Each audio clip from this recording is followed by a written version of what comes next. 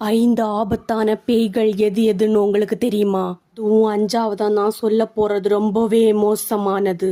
முதல் இடத்துல இருக்கிறது மோகினி பேய். வெள்ளை சேலை, மல்லிகைப்பூ வாசம், இருக்கிற அழகு. அது மட்டும் இல்ல, இரவு நேரத்துல தனியா போற பசங்களை கொடூரமா தாக்குற ஒரு பேய். 2வது இடத்துல இருக்கிறது இரத்த காட்டேரி. இது ஒரு இரத்த வெறி பிடிச்ச ஒரு உருவம்.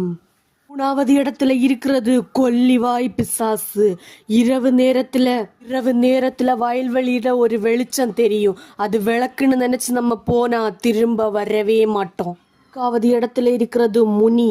உச்சி வெயில்லையோ இரவு நேரத்திலேயோ மரத்தடியில போனீங்க அப்படின்னா அங்க ஒரு ராட்சத உருவம் உங்களை தாக்கும். அதுதான் முனி.